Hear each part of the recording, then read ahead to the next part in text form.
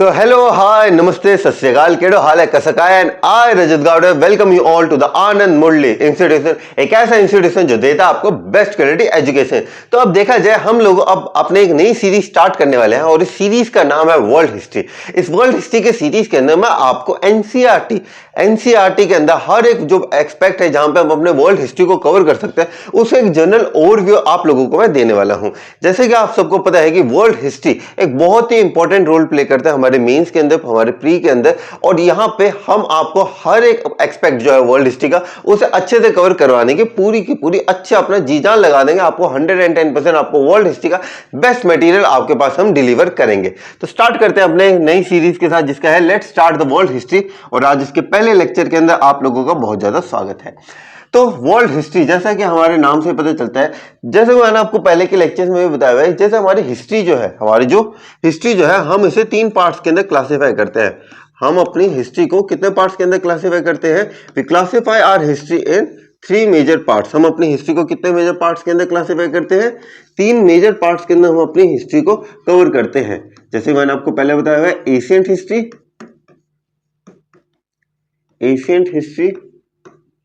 एक है medieval history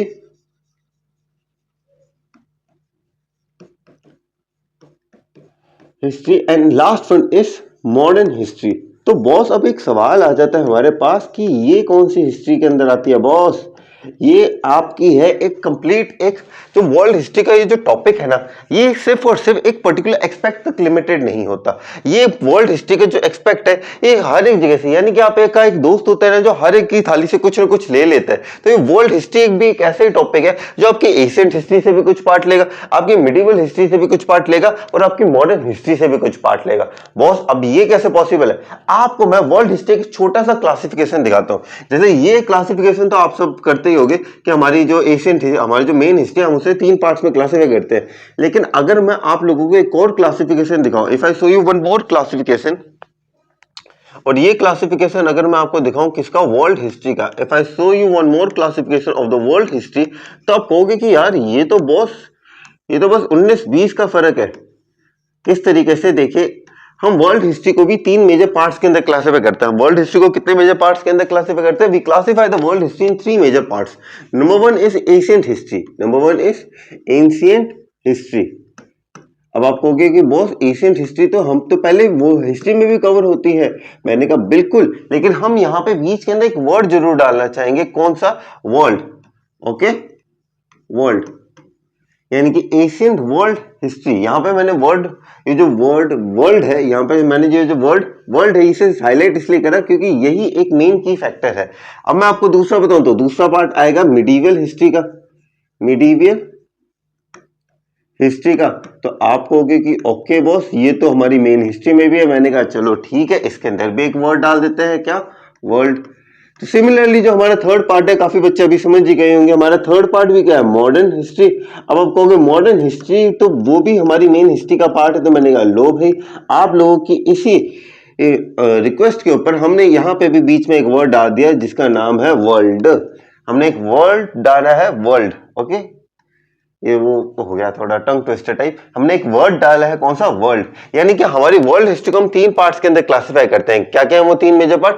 ancient world history, medieval world history, modern world history. तो अब यहाँ पे आपको कुछ आइडिया लग चुका होगा कि ये हमारा वही दोस्त है जो हर एक की थाली से। एशियंट हिस्ट्री एक बहुत बड़ा कंसेप्ट है, उसी बड़े कंसेप्ट के अंदर एक छोटा कंसेप्ट आता है इसमें एशियंट वर्ल्ड हिस्ट्री का।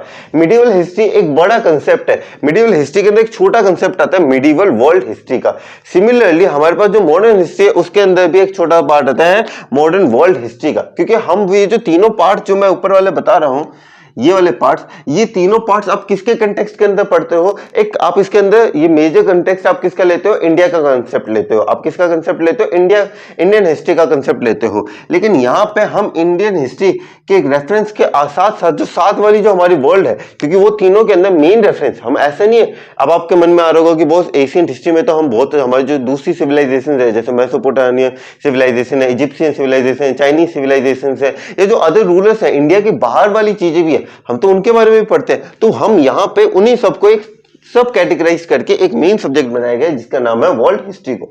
मेजर क्लासिफिकेशन अगर आप देखोगे हिस्ट्री का तो वो यही 3 पार्ट्स के अंदर होता है, लेकिन ये एक तरीके की आप कह सकते हो एक सब ब्रांच है हिस्ट्री के अंदर ही, जिसके अंदर हम अलग अलग जो ये तीनों पार्ट्स हैं वहां से हम कुछ कुछ पार्ट उठा के इन्हें कंबाइन करके एक मेन सब्जेक्ट के तौर पर हम इसे प्रस्तुत करते हैं।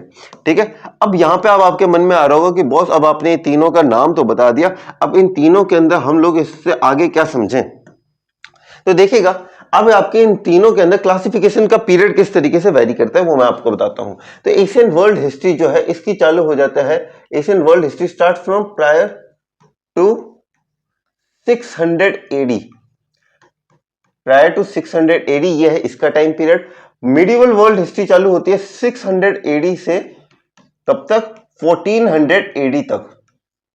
यहां पे आप एक चीज नोटिस कीजिएगा, आप लोगों ने अभी जैसे अगर एशियन हिस्ट्री अगर काफी लोगों ने पढ़ी होगी तो काफी बार वहां पे हमें ये जो वर्ड देख के सबसे पहले मन में जो आता है ना एक नेचुरल इंस्टिंक्ट है, हम क्या करते हैं 600 का कि बीसी लगा देते हैं। बीसी की बात नहीं हो रही, यहाँ पे हम एडी की ही बात करेंगे। ठीक है, 600 एडी से 1400 एडी तक आ गया हमारा किसका time period, medieval world history का।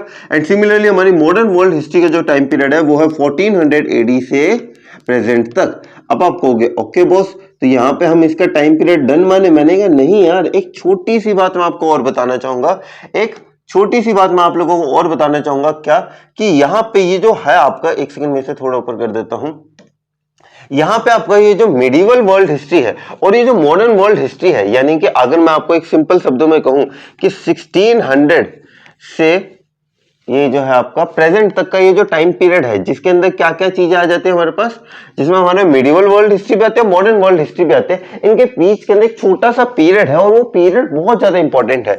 इनके अंदर क्या है, एक स्मॉल पीरियड है जिसे हम क्या कहते हैं, ट्रांजिशन पीरियड। ओके, जिसे हम क्या कहते हैं, ट्रांजिशन पीरियड कहते हैं, ट्रांजिशन पीरियड।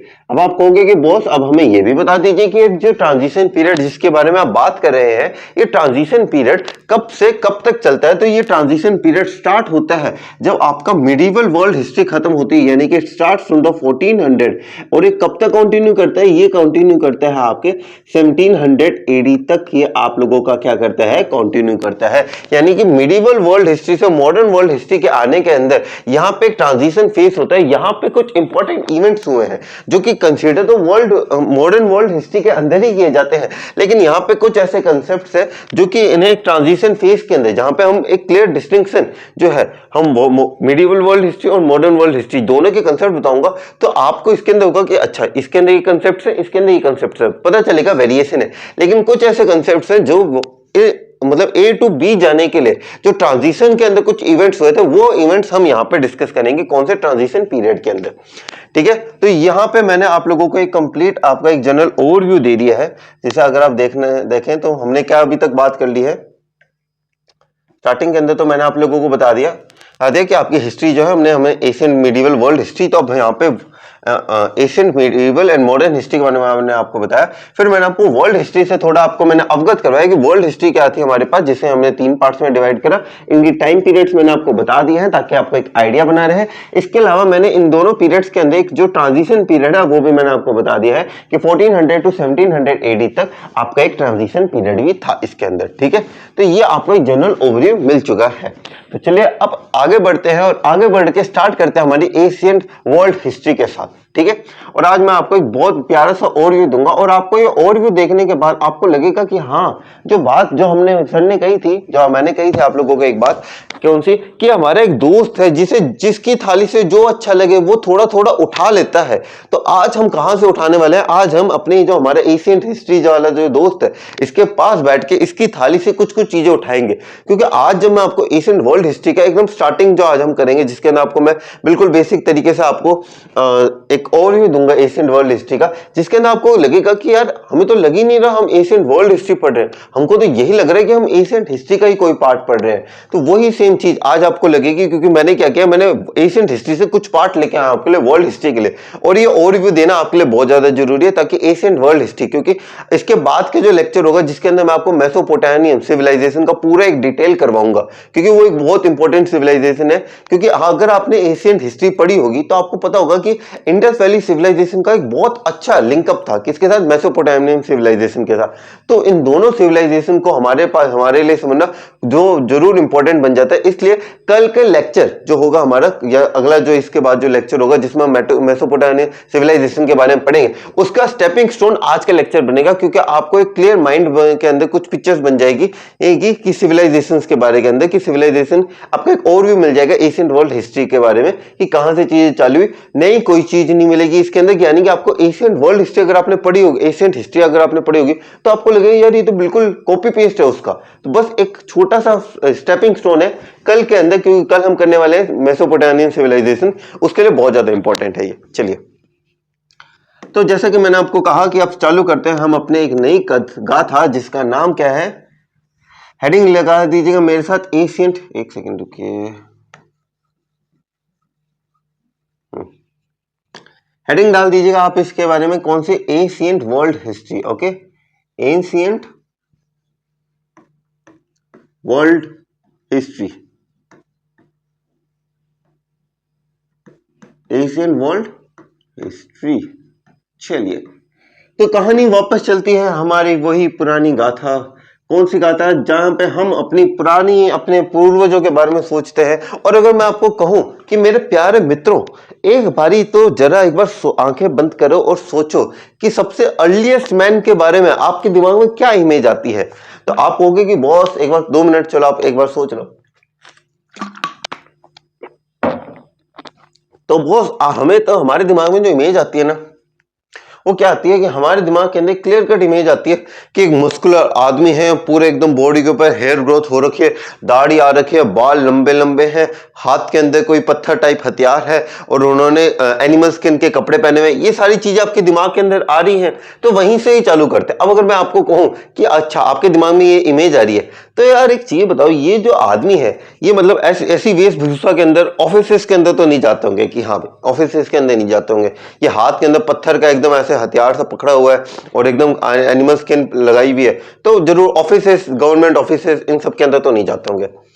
तो एग्रीकल्चर करने के लिए भी मेरे हिसाब से अभी इतने कैपेबल नहीं लग रहे, तो उनका काम क्या होगा। तो आप कहोगे यार बॉस हमें क्लियर करते हैं कि वो अपने हथियारों का क्या काम करते हैं, वो शिकार करते थे या कोई भी उन्हें फल फ्रूट मिलता था या फिर कोई भी खाने लायक चीज होती थी उसे कलेक्ट करते थे। तो क्या मैं इसे जो फर्स्ट फेस है जहां से मैं अभी इसे चालू करने वाला हूँ, एशियंट वर्ल्ड हिस्ट्री की जो आपके पहले दिमाग की इमेज के अंदर क्या आ रही है कि वो अपने क्या करते होंगे, हंट करते होंगे या चीजों को कलेक्ट करते होंगे, या तो हंट करते होंगे या चीजों को कलेक्ट करते होंगे। यहीं से आपका फर्स्ट फेस चालू हो जाता है। एशियंट वर्ल्ड हिस्ट्री की शुरुआत करने जा रहे हैं हम लोग, तो कृपया कर दिल थाम के बैठ जाइएगा, पर हाथ के अंदर पेंसिल जरूर रखिएगा और स्टार्ट करते हैं। सबसे पहला फेस आता है इसके अंदर, जिसे मैं बहुत जल्दी आपको करवा दूंगा, चिंता मत लीजिएगा कि आपको ऐसे, जिसने अगर देखो जिसने एशियंट हिस्ट्री पढ़ी होगी उसके लिए तो 2 मिनट का काम लगेगा कि यार ये तो बिल्कुल बहुत इजी है, लेकिन जो वर्ल्ड हिस्ट्री से ही अपनी चालू कर रहे हैं तैयारी, तो उसके लिए मैं जरूर थोड़ा सा टाइम दूंगा, उसके लिए ज्यादा भी नहीं, 5-10 मिनट के अंदर ये कंप्लीट हो जाएगा। तो स्टार्ट करते हैं। सबसे पहला पीरियड आता है जिसे हम कहते हैं हंटर गैदरर पीरियड। ओके, जिसे हम क्या कहते हैं, हंटर गैदरर पीरियड, जिसे हम किस नाम से कहते हैं, हंटर गैदरर पीरियड। और इसे अगर मैं आसान भाषा में कहूं तो इसे प्री एग्रीकल्चरल पीरियड भी कहते हैं, हम इसे प्री एग्रीकल्चरल पीरियड भी कहते हैं। अब आपको ये तो समझ आ ही चुका होगा कि प्री एग्रीकल्चरल पीरियड इसे क्यों कहते हैं, क्योंकि ये एग्रीकल्चर की शुरुआत होने से पहले का पीरियड है, जब लोगों के पास एग्रीकल्चर की जानकारी ही नहीं थी। उस टाइम के पीरियड के बारे में हम लोग बात कर रहे हैं, हंटर एंड गैदरर पीरियड। तो इस पीरियड के अंदर क्या होता था, लोग फॉलो करते थे क्या, नॉर्मैडिक लाइफस्टाइल को, नॉर्मैडिक लाइफस्टाइल को। तो बॉस अब ये नॉर्मैडिक लाइफस्टाइल क्या है, अरे बहुत सिंपल है यार, जो आप लोग जिसको आप ट्रैवलिंग कहते हो, ट्रैवलिंग या मूविंग, ट्रैवलिंग या आसान शब्दों में कहूं तो मूविंग लाइफस्टाइल के अंदर थे, यानी कि कभी इधर चला तो कभी उधर चला, खाने की तलाश में न जाने किधर चला, यानी कि वो जो लोग थे वो एक जगह स्थिर नहीं थे, यानी कि वो मूवमेंट करते रहते थे। अब एक चीज बताओ, आपके पास एक पर्टिकुलर पीस ऑफ लैंड है, ठीक है, अब आपके इस पर्टिकुलर पीस ऑफ लैंड, मान लो कि आप यहाँ पे एक नदी रहती है और यहाँ पे कुछ एनिमल्स रहते हैं, ठीक है। अब आप हो यहाँ पे शिकारी और आपने यहाँ पे जितने एनिमल्स थे उनका शिकार कर लिया, ठीक है। अब एक चीज बताओ, आपने इन एनिमल्स का शिकार कर लिया तो अब आप क्या कहोगे, भैया हमारे पास तो जितना इतना ही लैंड है, बस अब इसी के अंदर जो मोह माया जो थी वो हमने अपने अंदर ले ली, अब इसके बाद आगे कुछ नहीं करेंगे, तो आगे मतलब आगे कहीं और ट्रैवल नहीं करेंगे, ऐसा होता है नहीं। तो उन्हें क्या करना पड़ता था, उन्हें दूसरे पीसेस ऑफ लैंड यानी कि जो अलग अलग एरियाज थे उन्हें एक्सप्लोर करने जाना पड़ता था। एक्सप्लोर का मतलब ऐसे नहीं कि वहां पे ब्लॉगिंग करने लग पड़े, एक्सप्लोरिंग का मतलब यहाँ पे कि उन्हें एक्सप्लोर करना जाना पड़ता था कि अलग अलग एरियाज के अंदर अपने search in the search of food, in the search of resources, तो उन्हें क्या करना पड़ता था, अलग अलग जगह उन्हें ट्रैवल करना पड़ता था। इसलिए उनकी जो लाइफस्टाइल उन्हें नॉर्मैडिक लाइफस्टाइल कहा जाता था, यानी कि ट्रैवलिंग या मूविंग लाइफस्टाइल के अंदर हम इसे क्लासिफाई करते थे, यानी कि ये लोग एक जगह से दूसरी जगह क्या करते थे, मूव करते थे। ठीक है, ये पॉइंट आपको जरूर पता चलना चाहिए। काफी बार ये वर्ड इंपॉर्टेंट है नोमैडिक लाइफस्टाइल, और ये वर्ड काफी बार यूज किया जाता है। नोमैडिक लाइफस्टाइल के अंदर जीते थे, यानी कि ये जो लोग थे ये ट्रैवलिंग और मूविंग करते थे। इसके अलावा इनका आपको पता ही है मेन ऑक्यूपेशन क्या था इनका, प्लस माता प्रभु थोड़ा मोटा कर दो, हाँ कौन सी लेंथ पे, एक सेकेंड, हाँ अरे बोर्ड ये थोड़ा ऐसे ही है, हमें थोड़ा एडजस्ट करना पड़ता है यार इसके अंदर। ठीक है, प्लस अगर मैं यहाँ पे बात कर जाऊंगी, प्लस ये इनका ऑक्यूपेशन क्या था, इनका ऑक्यूपेशन था हंटिंग एंड गैदरिंग। इनका मेन ऑक्यूपेशन क्या था, हंटिंग एंड गैदरिंग, या हंटिंग एंड गैदरिंग करके ही सर्वाइव होते थे। तो ये था आपका फर्स्ट पीरियड, जहां पे क्या था, हंटर एंड गैदरर पीरियड, जिसे प्री एग्रीकल्चर पीरियड भी कहा जाता है। इसके अंदर नोमैडिक लाइफस्टाइल थी, यानी कि people were travelling and moving and therefore the occupation they were pursuing was hunting and gathering. यानी कि ऑक्यूपेशन क्या चीज होती है, ऐसी चीज जो आप करते हो सर्वाइव होने के लिए। ठीक है, आगे बढ़ते हैं हमारे अगले पॉइंट के साथ, जो हमारा अगला पॉइंट है। फर्स्ट पीरियड आपको समझ में आ गया, फर्स्ट हमने किसके बारे में बात की, हंटिंग एंड गैदरिंग के बारे में बात की। Let's move on to the next part. Okay, colour कौन सा ले लेते हैं। तो सेकंड पार्ट के अंदर हम लोग बात करते हैं, सेकंड पार्ट के अंदर हम बात करेंगे सेटल्ड लाइफ की। ओके, सेटल्ड लाइफस्टाइल की, जिसे आप एग्रीकल्चरल एज क्या फाउंडेशन स्टोन भी कह सकते हो। आप इसे एग्रीकल्चरल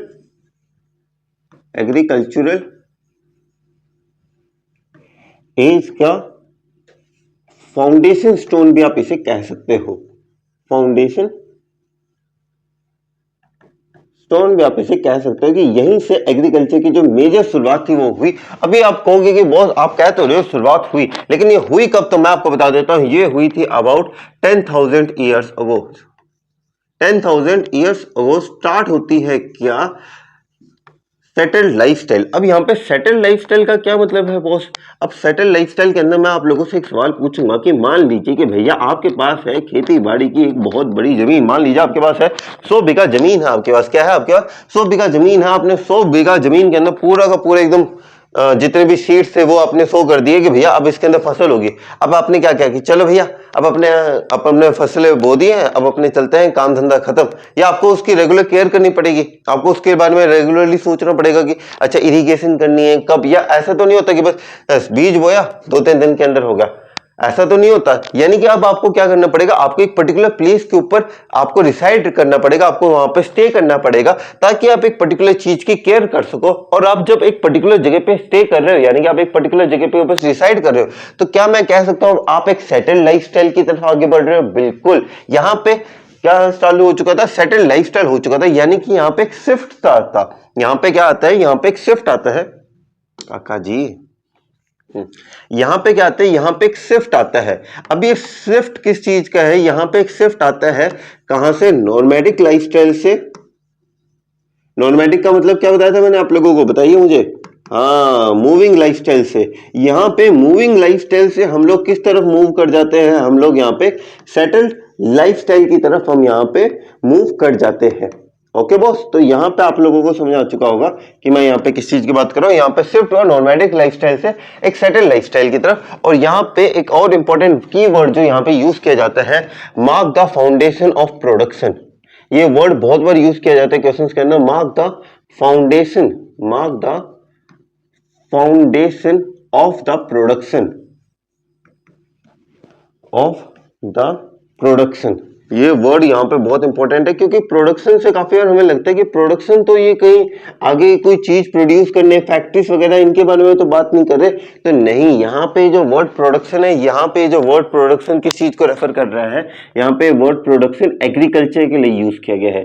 किसके लिए यूज किया गया है? ये वर्ड एग्रीकल्चर के लिए यूज किया गया है। यहाँ पे ये कीवर्ड जरूर याद रखिएगा, mark the foundation of production, जिसे हम एग्रीकल्चर के लिए बताते हैं। तो सेटल लाइफस्टाइल मैंने आपको बता दिया है, जिसके अंदर हम एग्रीकल्चर एज फाउंडेशन स्टोन के नाम से इसे जाना जाता है। 10,000 साल पहले चालू हुआ, यहाँ पे सेटल लाइफस्टाइल थी, यानी कि शिफ्ट देखा गया यहाँ पे नोमैडिक लाइफस्टाइल से सेटल लाइफस्टाइल की तरफ। और यहाँ पे mark the foundation of the production, ये एक अच्छा कीवर्ड है, क्योंकि यहाँ पे जो production word it does not refer to the production done in the factories, it refer to the production done in the field of agriculture in the starting phase of the human life. Okay, तो यहां तक आप लोगों को समझ आ चुका होगा कि यहाँ पे सेटल लाइफस्टाइल के बारे में बात कर रहे हैं। Let's move on to the third part. अब हम थर्ड पार्ट की तरफ बात कर रहे हैं। ऑरेंज कलर मुझे तो इतना अच्छा लगा नहीं यूज करते वक्त। Let's move on to green. Okay, let's see how green colour works. Okay, green colour अच्छा लग रहा है। चलो थर्ड पार्ट की तरफ स्टार्ट कर देते हैं काका जी। चलो थर्ड पार्ट की तरफ हम स्टार्ट करते हैं। थर्ड पार्ट हमारा क्या कहता है? The third part states for the gradual development of agriculture की तरफ रेफर करता है। Okay, gradual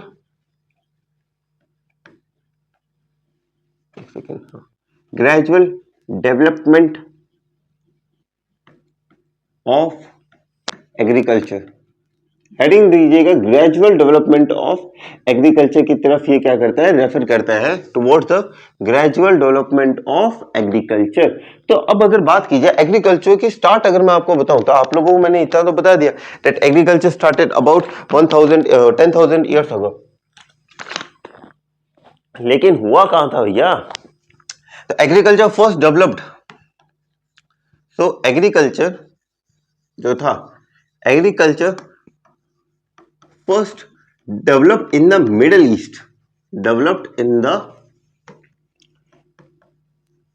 agriculture first developed in the Middle East and then spread it, and then spread over to the rest of the Asia, and then spread over to the rest of the Asia। अब भैया इसका क्या मतलब है, ये चीज आप हमें बता दीजिए। तो इसका मतलब ये है कि एग्रीकल्चर जो है सबसे पहले कहां चालू हुआ? मिडिल ईस्ट के अंदर। अब अगर मैं आपको एक और पॉइंट लिख देता हूं, उसके बाद मैं आपको एक पॉइंट बता देता हूं। मैं आपको दोनों पॉइंट एक साथ समझा दूंगा, ठीक है? और दूसरा अगर यहाँ पे देखा जाए, अब ये जो बात कर रहा हूं एग्रीकल्चर फर्स्ट डेवलप हुआ कहां पे? मिडिल ईस्ट के अंदर। अभी मिडिल ईस्ट के अंदर ही क्यों हुआ? क्योंकि ये जो रीजन्स है, दीस रीजन्स, ये जो रीजन्स है, दीस रीजन्स, ये जितने भी रीजन्स थे, यहाँ पे क्या थी? फर्टाइल लैंड था। क्या था? फर्टाइल लैंड था। और इसलिए एक और वर्ड यहाँ पे यूज किया जाता है इनके लिए, प्लीज नोट कीजिएगा ये वर्ड। अब मैं कौन सा वर्ड मैं लिखने जा रहा हूं? Fertile, fertile crescent of the middle east, of the middle east. अब बॉस, अब आप लिखे जा रहे हो, अब आप मतलब नहीं समझा रहे, ये बात आपकी गलत है। तो मैंने कहा ओके बॉस, जैसा कि आप कहो। तो यहाँ पे मैं अब क्या कहना चाहता हूँ कि एग्रीकल्चर सबसे पहले कहाँ डेवलप हुआ? मिडिल ईस्ट के अंदर। आपको ये बात समझ में आ गई। और उसके बाद ये स्प्रेड ओवर हुआ रेस्ट ऑफ द एशिया के अंदर, यानी कि मिडिल ईस्ट के अंदर इसकी शुरुआत हुई और मिडिल ईस्ट के अंदर ये इसकी शुरुआत होकर ये स्प्रेड हुआ पूरे एशिया के अंदर, ठीक है? फिर हम यहाँ पे कहेंगे ये जो रीजन था, अब यहाँ पे ही क्यों चालू हुआ? क्योंकि ये जो रीजन था ये बहुत ही ज्यादा क्या था? फर्टाइल लैंड था। ओके, यहाँ पे जो रीजन था ये क्या था? फर्टाइल लैंड था। और एक और चीज एक वर्ड यूज किया जाता है, कौन सा वर्ड इसके लिए इस्तेमाल किया जाता है? The word used is fertile crescent of the Middle east. Crescent shape आपने देखी होगी कुछ इस तरीके की होती है, क्रिसेंट शेप कुछ इस तरीके की होती है। अब यहाँ पे fertile crescent of the Middle east ये वर्ड क्यों यूज किया गया, इसके लिए मैं आपको एक पिक्चर की तरफ लेके जाता हूं। एक सेकंड यार, एक सेकंड, मैंने लेके रखी तो थी, कहाँ गई पिक्चर? हाँ, ये रही। चलो इसे मैं बड़ा करके दिखा देता हूँ, ठीक है? क्लियर है क्या पिक्चर? चलो बहुत बढ़िया। ओके, तो अब ये जो पिक्चर आपके सामने है, यहाँ पे आप देख सकते हैं जो ग्रीन पार्ट है ना, जैसे मैंने आपको एक शेप सी बताई थी, जैसे मैंने आपको एक शेप नहीं बताई थी इस तरीके की, तो यही क्या है, एक फर्टाइल क्रिसेंट की तरह से ये जो एरिया है यहाँ पे, ये आपका मिडिल ईस्ट का एरिया है। अगर मैं इसे और बड़े स्केल पे दिखाऊं, ये वाली पिक्चर थोड़ी सही रहेगी, इसे अलग अलग खोलना पड़ेगा, ये वाली पिक्चर। अब आप इसके अंदर देख सकते हो कि अब आपको थोड़ा आइडिया होगा कि अरे सर आप तो कहीं, ये आप यहाँ पे बात कर रहे हो, अब ये हमें समझ में आ गया कि यहाँ पे ये हमारा अफ्रीका, ये हमारा इस साइड वाला, ये हमारा इस साइड वाला तो क्या हो गया, ये हमारा अफ्रीका का पार्ट हो गया, ये हमारा एशिया का पार्ट हो गया। तो थोड़ी बहुत चीजें यहाँ पे क्लियर हो रही है, यहाँ पे सऊदी अरेबिया, ईरान, इराक, कुछ कुछ चीजें यहाँ पे आपको क्लियर हो रही है। तो वही सेम चीज यहाँ पे भी है।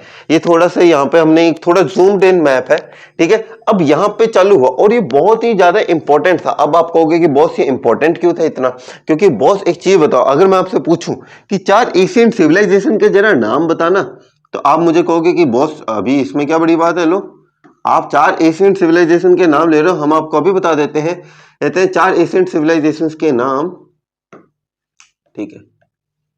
छोटा क्यों हो जाता है हर बारी,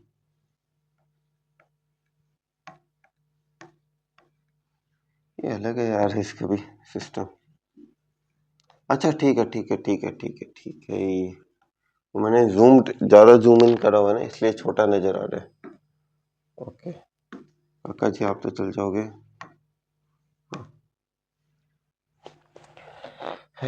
मैं अगली बार सच बताऊं ट्रेनिंग लेके आऊंगा इसके लिए। इसकी ट्रेनिंग देते नहीं है यार, यूज करने के लिए तो दे देते हैं इंसान को सीधा, ट्रेनिंग करवाओ, बच्चे की जान लोगे ये तो। ठीक ठीक है। 4 बड़ी सिविलाइजेशंस के अगर मैं आपको नाम पूछूं तो आप मुझे अभी बता दोगे कि 4 बड़ी सिविलाइजेशन के अगर नाम, चलो पूछते हैं। सबसे पहला नाम, फर्स्ट वन के नाम मुझे कहोगे कि बॉस इंडस वैली सिविलाइजेशन, अपनी इंडिया पाकिस्तान के इंडस वैली सिविलाइजेशन, मैं कहूंगा बिल्कुल सही आपने कहा। दूसरी बता दो तो आप कहोगे चाइनीज सिविलाइजेशन, मैंने कहा बिल्कुल सही है, चाइनीज सिविलाइजेशन बिल्कुल सही। अगर मैं आपको तीसरे का नाम पूछूं तो आप मुझे तीसरे का नाम भी बता दोगे कि इजिप्शियन सिविलाइजेशन, मैंने कहा बिल्कुल, ग्रेट पिरामिड्स इसी के अंदर आते हैं सिविलाइजेशन। और अगर मैं आपको चौथे का पार्ट बोलूं कि बॉस फोर्थ का पार्ट बता दीजिए, फोर्थ पार्ट था, आप मुझे कहोगे फोर्थ पार्ट के अंदर आती है मेसोपोटामियम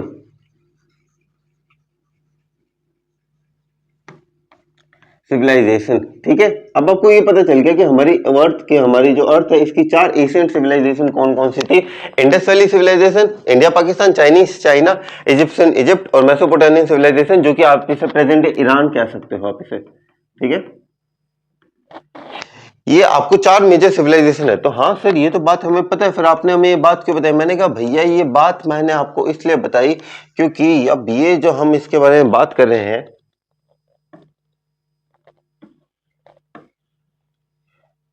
व्हाइट बोर्ड कितने अच्छे होते हैं इनके मुकाबले।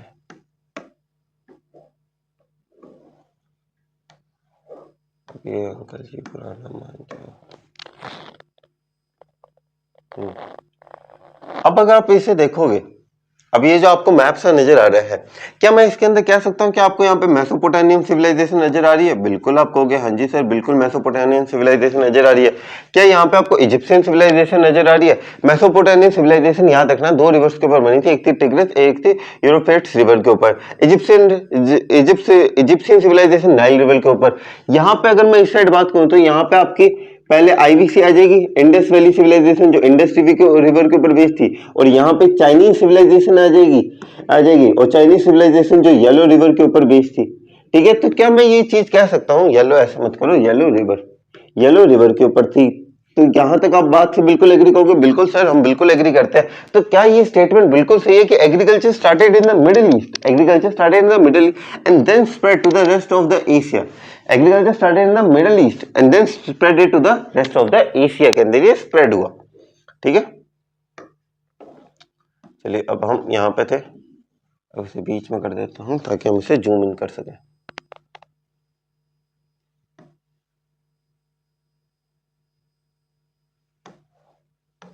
हाँ यहाँ पे थे हम, ठीक है। तो यहाँ पे हुआ, अब आपको ये चीज थोड़ी बहुत समझ में आ चुकी होगी। चलो ये कंसेप्ट समझाने में थोड़ा टाइम भले लग गया, लेकिन कंसेप्ट आपको अच्छे से समझ में आना इंपॉर्टेंट था हमारे लिए, ठीक है। तो हमने ग्रेजुअल डेवलपमेंट ऑफ एग्रीकल्चर के अंदर क्या देखा, agriculture first developed in the Middle East, then spread over to the rest of the East. यहाँ पे जो रीजन थे फर्टाइल लैंड था, इसलिए यहाँ पे इन्हें fertile crescent of the Middle east के नाम से भी इन्हें जाना जाता था। अब अगर ये जो fertile crescent of the Middle east है, अब इसके बाद हम यहाँ पे अगर बात करें कि fertile crescent of the Middle east के अंदर, अब यहाँ पे अगर हम देखा जाए, यहाँ पे हम एग्रीकल्चर की डेवलपमेंट होगी हमारे पास, और अब एग्रीकल्चर की डेवलपमेंट की वजह से यहाँ पे लोगों के अंदर परमानेंट जो एनकरेज किया यहाँ पे लोगों को किस चीज के लिए, यहाँ पे पीपल हुए एनकरेज किस चीज के लिए, towards permanent settlement, encourage towards permanent settlements. ये परमानेंट सेटलमेंट्स के प्रति क्या हुए, एनकरेज हुए। अब ये परमानेंट सेटलमेंट्स के प्रति एनकरेज क्यों हुए, अगर कोई पूछ ले कि भैया क्यों हुए, क्योंकि बहुत एक चीज बताओ, अगर एग्रीकल्चर कर रहे हैं एक पर्टिकुलर जगह के ऊपर, और एग्रीकल्चर से हमें क्या मिल रहा है, हमें कांस्टेंट अवेलेबिलिटी ऑफ फूड मिल रही है, कांस्टेंट अवेलेबिलिटी, हमें कांस्टेंट अवेलेबिलिटी ऑफ फूड मिल रही है, आपको बिल्कुल मिल रही है, कांस्टेंट अवेलेबिलिटी ऑफ फूड है हमारे पास। अगर आपके पास कांस्टेंट अवेलेबिलिटी ऑफ फूड है, तो आप यहाँ पे क्या कर रहे हैं, तो आपकी क्या एक चीज बताओ, अगर कांस्टेंट अवेलेबिलिटी ऑफ फूड कहीं पे होगी तो क्या वहां की पॉपुलेशन बढ़ेगी, बिल्कुल बढ़ेगी, पॉपुलेशन इंक्रीज होगी। यार अगर एक चीज बताओ, दिल्ली मुंबई कोलकाता चेन्नई ऐसे शहरों के अंदर लोग क्यों भर भर के जा रहे हैं, अगर दिल्ली मुंबई इन सब शहरों की पॉपुलेशन इतनी ज्यादा क्यों है, रीजन बीइंग वहां पे ज्यादा अपॉर्चुनिटीज है, वहां पे ज्यादा फैसिलिटीज है, वहां पे ज्यादा रिसोर्सेज है, इसलिए लोग वहां पे जा रहे हैं। तो वहां की भी हम क्या कह रहे हैं, क्या इसी वजह से, क्योंकि जहां पे भी देखो जो लैंड प्रॉफिटेबल होगा, लाइफ जो आपकी लाइफस्टाइल को तरफ इंक्रीज करेगा, या आपको कहीं ना कहीं आपके प्रति कंट्रीब्यूट करेगा, definitely the people will get attracted towards that particular place and people will move towards that particular place. The same is happening here, what is the okay, the same is happening here due to the constant availability of the food. अब आपको food अगर constantly available है, तो आपको क्या होगा, आपकी population increase होगी, the people will move towards that particular area, कि भाई उस एरिया की तरफ जाते हैं, क्योंकि वहां पे क्या है, कांस्टेंट अवेलेबिलिटी ऑफ फूड है, वहां पे हमें खाना रेगुलरली मिल रहा है। और इसी वजह से अब जब एक चीज बताओ, एक ही जगह जब बहुत सारे जने आने लग पड़े और यहाँ पे लोगों को लगे कि हाँ अब यहाँ पे पॉपुलेशन इंक्रीज हो रही है, तो क्या यहाँ पे पीपल एनकरेज होंगे कि चलो भाई यहीं पे अपना बोरिया बिस्तर बांध लेते हैं और यहीं पे अपनी बची हुई जिंदगी का निवास कर लेते हैं, क्योंकि उस टाइम के ऊपर what the thinking of the people was, उनकी थिंकिंग किस चीज के ऊपर थी, उनकी थिंकिंग सिर्फ इसी वर्ड के ऊपर थी, वो था सर्वाइवल।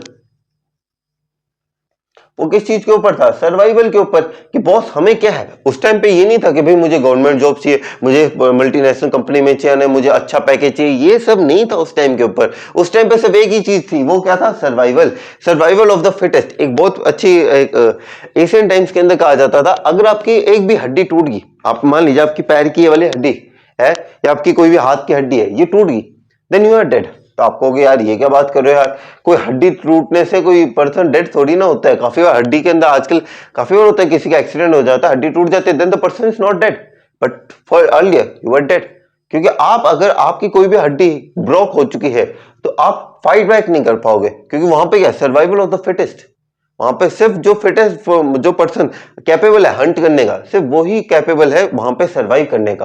तो सिमिलरली वहां पे क्या, उनके इंस्टिंक्ट्स के अंदर क्या चलता था, सर्वाइवल चलता था। और इसीलिए यहाँ पे जो पीपल एनकरेज हुए टुवर्ड्स परमानेंट सेटलमेंट, क्योंकि यहाँ पे कांस्टेंट अवेलेबिलिटी ऑफ फूड थी, इसी वजह से पॉपुलेशन यहाँ की इंक्रीज हुई। तो आई होप आपको ये वाला जो पॉइंट है वो अच्छे से समझ में आ चुका होगा, ग्रेजुअल डेवलपमेंट ऑफ एग्रीकल्चर। चलिए आगे बढ़ते हैं, आगे बढ़ के हम बात करते हैं डोमेस्टिकेशन ऑफ एनिमल्स के ऊपर, ठीक है। Let's move towards the fourth, I guess fourth part की तरफ बढ़ते हैं। विजिबल तो है ना यार, ये एक सेकंड, विजिबल तो था, ये नहीं था विजिबल यार। Let's change the colour of the pen, red colour will. Okay, अब हम बात करते हैं किसके बारे में, domestication of,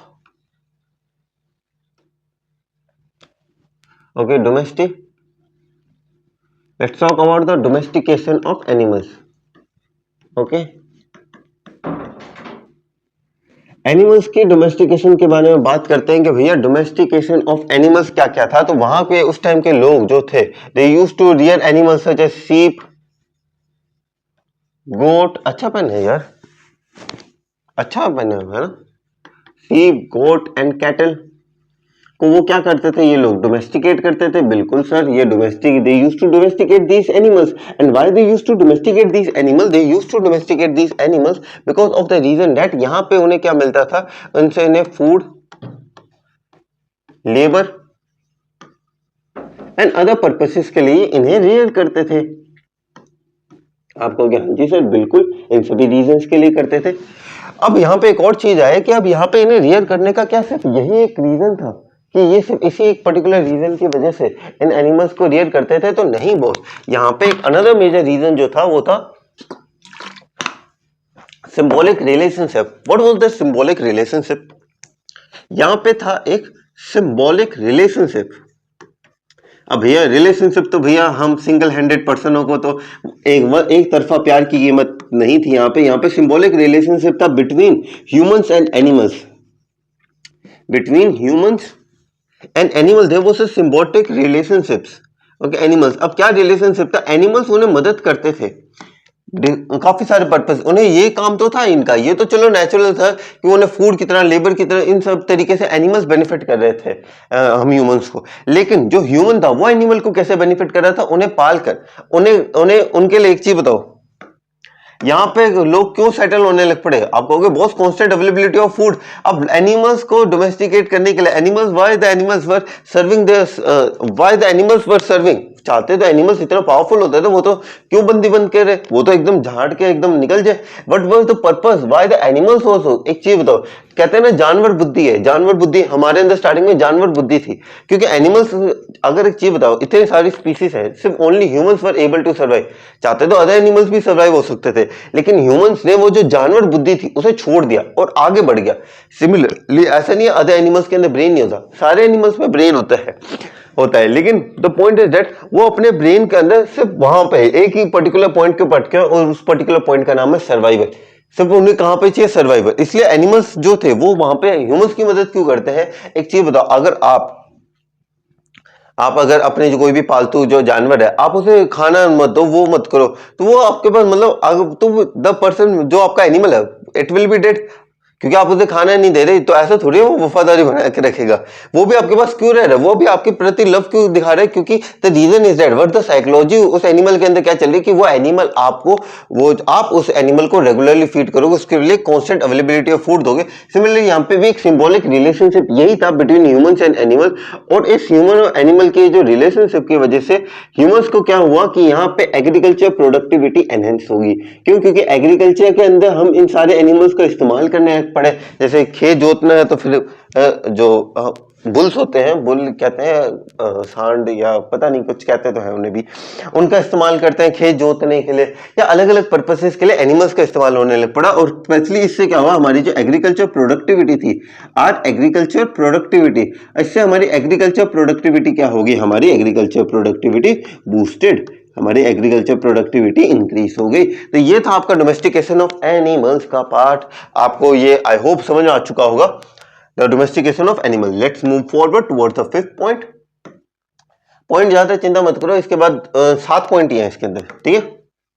let's move on to the fifth point and what was the fifth point says that the fifth point is about early use of metals. अगर मैं आपको पूछूं एक बहुत ही प्यारा सवाल, अर्ली यूज और मेटल की, भैया मेटल्स आज तो आप बहुत सारी चीजें, हर एक चीज आपके, आप जिस रूम में बैठे उसके अंदर मेटल की 10 चीजें मिल जाएंगी आपको। पहला मेटल कौन सा था जो आपने यूज किया था? और अभी करेक्ट ना, आपके रूम के अंदर भी वो करेक्टली वो मेटल यूज होगा जो सबसे पहले मेटल यूज बनाया गया था। सोचो सोचो कौन सा, काफी हो के मन में आ रहा हो। आयरन? नहीं यार, आयरन नहीं है। फिर कौन सा है हमारे पास, ऐसा कौन सा है? स्टील? स्टील भी नहीं था।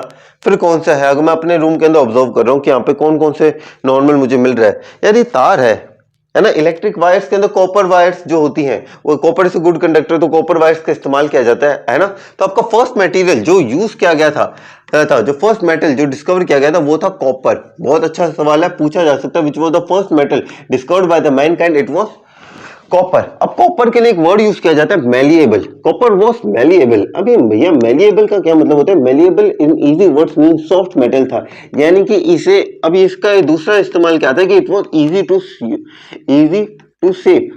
यानी कि आप इससे टूल्स भी बना सकते हो। अब इजी टू सेव के अंदर क्या मैं इससे कह सकता हूँ क्या आप इससे टूल्स बना सकते हो? बिल्कुल बना सकते हो आप टूल्स।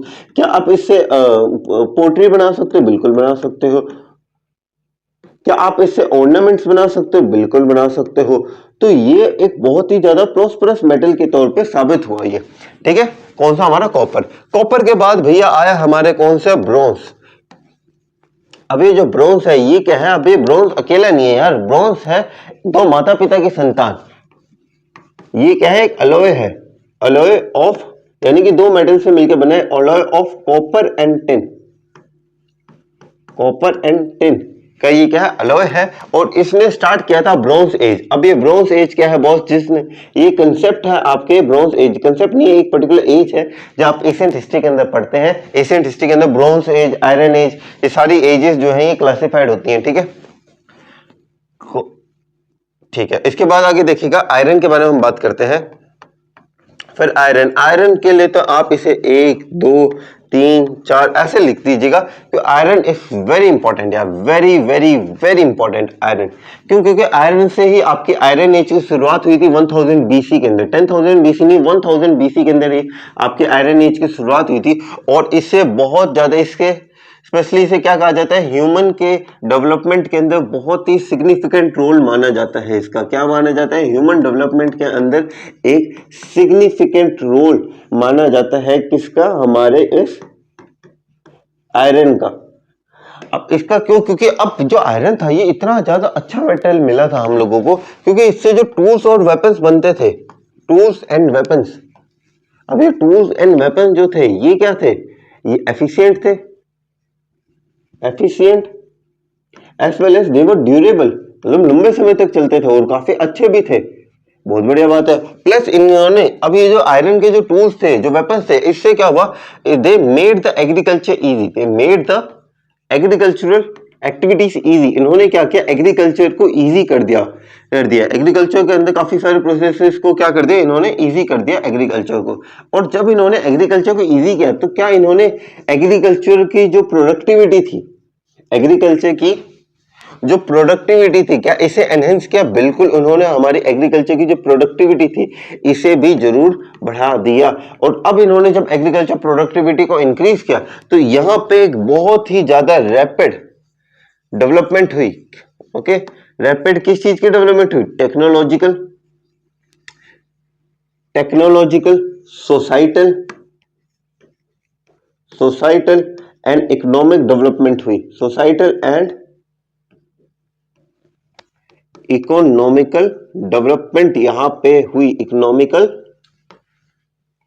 डेवलपमेंट यहां पे हुई, डेवलपमेंट। तो यहां पे क्या हुआ कि अब आयरन के इस्तेमाल से क्या हुआ? ह्यूमन डेवलपमेंट में एक सिग्निफिकेंट रोल प्ले किया। टूल्स एंड वेपन्स एफिशिएंट और ड्यूरेबल थे और मेड द एग्रीकल्चर इजी, जिस वजह से एग्रीकल्चर प्रोडक्टिविटी इंक्रीज हुई, जिस वजह से रैपिड टेक्नोलॉजिकल। क्यों? क्योंकि अब आयरन की वजह से अलग अलग वेपन्स बनाए जा रहे थे, अलग अलग रिसोर्सेज, अलग अलग इक्विपमेंट्स बनाए जा रहे थे लाइफ को ईजी करने के लिए। अब जैसे हम भी अपनी लाइफ के अंदर देखा जाए, आज की हमारी जो नीड है उसके अंदर हमारी जो नीड है वो एआई ईजी कर रहा है। क्यों? क्योंकि आज हमारी नीड जो है वो एआई के ऊपर डिपेंडेंट है, जिस वजह से एआई आज हमारी लाइफ को इजी कर रहा है। क्या आप इस चीज से एग्री करेंगे? बिल्कुल सर, हम आज के हमारी जरूरत एआई, चैट जीपीटी आज हमारी लाइफ इजी कर रहे हैं। उस टाइम की क्या रिक्वायरमेंट थी? उस टाइम के अंदर जो भी आयरन के मेड इक्विपमेंट्स हैं जो आज हम इस्तेमाल कर रहे हैं उनके लिए उस टाइम पे उनकी रिक्वायरमेंट थी, और इस वजह से वहां की उस टाइम के टेक्नोलॉजिकल डेवलपमेंट में बहुत इंपॉर्टेंट रोल प्ले किया, इकोनॉमिकल डेवलपमेंट में बहुत रोल प्ले किया, क्योंकि इसने एग्रीकल्चर को इजी बनाया और एग्रीकल्चर की प्रोडक्टिविटी को एनहेंस कर दिया। अब सोसाइटल के अंदर किस तरीके से काम किया? क्योंकि अब यहां पे लोग जो थे, अब एक चीज बताओ, यहां पे सिविलाइजेशंस बन चुकी हैं, लोग डोमेस्टिकेशन कर रहे हैं एनिमल्स का, और यहां पे जब आयरन की डिस्कवरी हुई तो अब एक चीज बताओ, क्या अगर किसी देश की इकोनॉमिकल डेवलपमेंट होगी, क्या उसकी ये उस पर्टिकुलर प्लेस की सोसाइटी भी डेवलप करेगी? बिल्कुल, उस पर्टिकुलर प्लेस की जो सोसाइटी है वो भी वहां पे डेवलप डेफिनेटली करेगी। तो यही चीज हुई कि यहां पे rapid technological, economical and societal development takes place. अब एक चीज बताओ, अब सोसाइटी के अंदर डेवलपमेंट हुई, इकोनॉमिक डेवलपमेंट हुई, तो अब क्या हम ये कह सकते हैं कि लोगों अगर एग्रीकल्चर प्रोडक्टिविटी इंक्रीज हुई तो पहले अगर एक बोरी निकलती थी तो अब 10 बोरी निकलने लग पड़ी। अब इंसान कहे कि भैया मैं तो सिर्फ एक ही बोरी इस्तेमाल करता हूं, बची हुई 9 बोरियों का क्या करूं। तो वहां पे अब यहाँ पे एक नया कंसेप्ट इंट्रोड्यूस हुआ इन लोगों के लिए, और वो कंसेप्ट था किसका? ट्रेड का। वो कंसेप्ट था किसका? ट्रेड का, कि भैया अब अपनी जितनी जरूरत है उतनी निकाल लिया, अब अपने क्या करेंगे? ट्रेड करेंगे। अब ट्रेड के अंदर क्या होता है? अलाउड कम्युनिटीज, ट्रेड के अंदर क्या होता है? Allowed communities to exchange, allowed communities to exchange. क्या एक्सचेंज करना?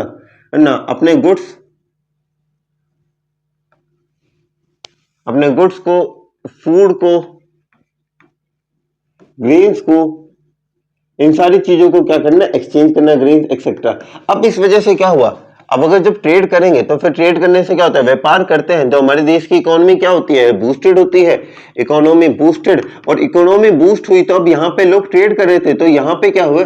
यहाँ पे क्रिएट हुआ, okay, created trade networks, trade networks, यानी कि अब अलग अलग जगह से ट्रेड नेटवर्क्स बनने लग पड़े। क्या बनने लग पड़े? ट्रेड नेटवर्क्स बनने लग पड़े। कि अच्छा जैसे इंपोर्ट एंड एक्सपोर्ट नहीं होता, जैसे मेसोपोटामिया खड़ा है, अच्छा इंडस वैली तेरे पास क्या है? अच्छा तेरे पास ये है, चल ये ले और ये पर्टिकुलर चीज पकड़। बाटा इस तरीके से चालू होने लग पड़ा, इंपोर्ट एंड एक्सपोर्ट चालू होने लग पड़ा।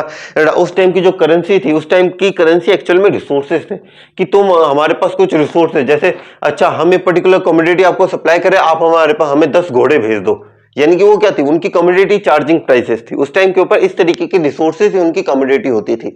तो सिमिलरली वो एक तरीके से बाटा चालू कर दिया और उनके पास इकोनॉमी बूस्टेड, और यहाँ पे क्रिएट किया trade centred created trade networks बनाने लग पड़े। और इस वजह से क्या हुआ कि बॉस, क्या हो गया? इसकी बैटरी ना खत्म हो जाए।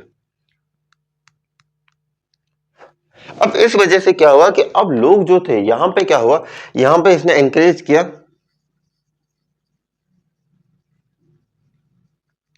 एनकरेज्ड द पीपल, इसने क्या किया? एनकरेज किया पीपल को, क्योंकि अब लोगों के पास क्या आने लग पड़ा? पैसा आने लग पड़ा। अब जब लोगों के पास ज्यादा से ज्यादा पैसा आ रहा है, अब उस वजह से क्या हुआ? लोग एनकरेज होने लग पड़े। लोग क्या होने लग पड़े? एनकरेज होने लग पड़े टुवर्ड्स सेटलमेंट, तो सेटलमेंट के प्रति तो पहले एनकरेज हो रहे थे, नहीं, इस बार सेटलमेंट हुई। Settlement in a well organised towns and cities के तौर के ऊपर, कि अब हम टाउन्स के अंदर होगा एंड सिटीज के अंदर डेवलपमेंट, यानी कि अब डेवलपमेंट किसकी होने लग पड़ी? अब इकोनॉमी बूस्ट होने लग पड़ी, तो लोगों को लगा कि अब हमें टाउन्स एंड सिटीज के अंदर, अब ये जो ग्रेजुअल डेवलपमेंट हुआ किसका? टाउन्स एंड सिटीज के अंदर। और जब शहर बनेंगे तो शहर का कोई एक राजा भी होगा, कोई सभ्यता बनेगी तो सभ्यता का एक राजा भी बनाया जाएगा। तो सिमिलरली यहां पे भी क्या हुआ? यहां पे इंट्रोडक्शन हुआ किसका? Introduction of what? इंट्रोडक्शन किस चीज का? Introduction of a system of government, introduction of a system of government, introduction of a system of government. And यहां पे गवर्नमेंट के साथ किस चीज का इंट्रोडक्शन हुआ? System of government and administration, कि किस तरीके से कौन कौन सी चीजें चलेंगी। एडमिनिस्ट्रेशन होता है ना, जैसे आईएएस की क्या फुल फॉर्म होती है? Indian administrative services.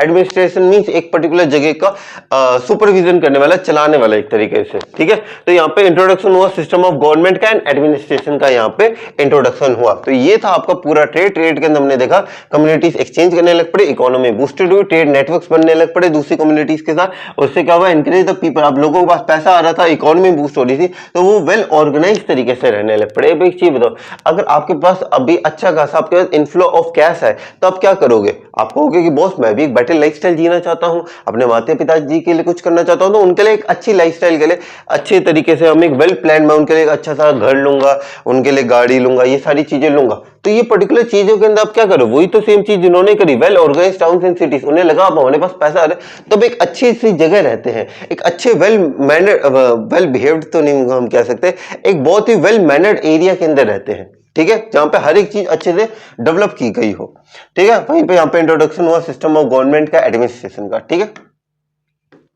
तो ये था ट्रेड। और उसके बाद आता है वैसे तो यहाँ पे कहानी खत्म हो गया है, लेकिन एक पोट्री के बारे में जरूर आपको पता होना चाहिए। ये भी एक बहुत इंपॉर्टेंट पार्ट था पोट्री मेकिंग। इंडिया, हमारे इंडिया के लिए नहीं, पूरी वर्ल्ड हिस्ट्री के लिए पोट्री मेकिंग भी बहुत इंपॉर्टेंट था। आपको पता ही होगा पोट्री मेकिंग क्यों की जाती है? To store surplus food, water, या आप इसे कह सकते हो प्लस प्रिजर्विंग ग्रेन्स को प्रिजर्व करने के लिए प्रिजर्विंग ग्रेन्स, इन सब के लिए इस्तेमाल किया जाता था। बिल्कुल हम इन सब सारी चीजों के लिए इस्तेमाल करते थे। प्लस ये एक बहुत अच्छा acted as a artistic medium, ये किस तरीके से एक्ट किया इसने? ऐसा आर्टिस्टिक मीडियम की तरह एक्ट किया, artistic medium. Okay, it acted as artistic medium की तरह एक्ट किया। क्यों? क्योंकि ये एक तरीके से शोकेस कर रहा था। क्या? Showcasing cultural expression of that time, क्योंकि लोग उस टाइम के ऊपर कलाकृतियां कैसे करते थे।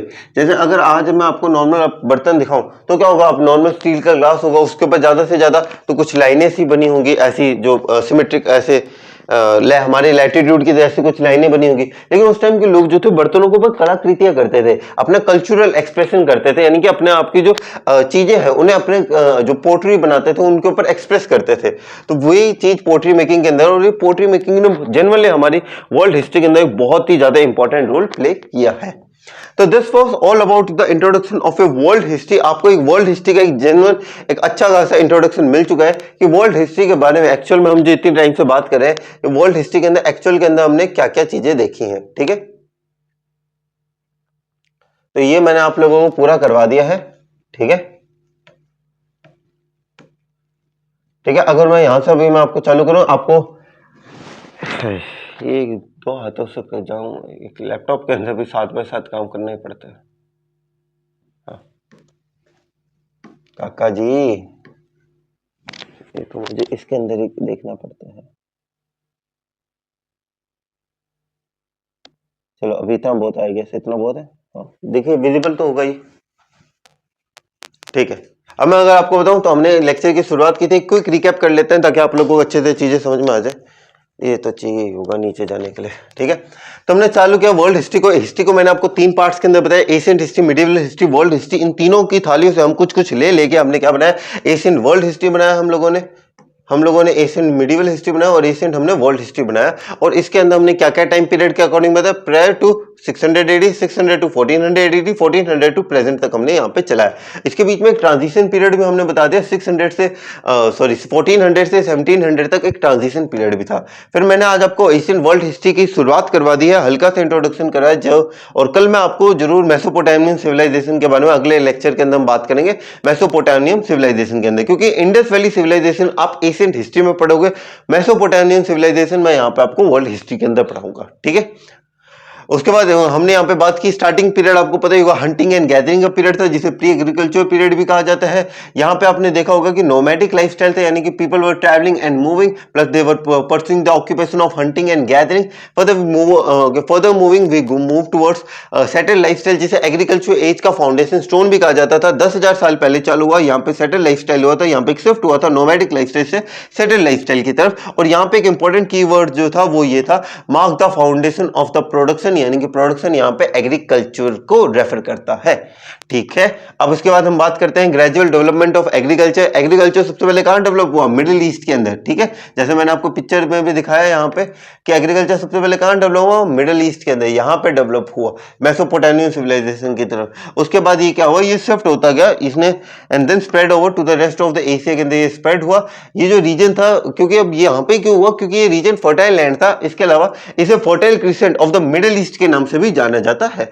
इसने एनकरेज किया पीपल को टुवर्ड्स परमानेंट सेटलमेंट, क्योंकि यहाँ पे कांस्टेंट अवेलेबिलिटी थी फूड की और पॉपुलेशन इंक्रीज हो रही थी। और उस टाइम के ऊपर लोगों का मेन माइंडसेट किसके ऊपर चलता था? सर्वाइवल के ऊपर चलता था। आगे बढ़ते हैं।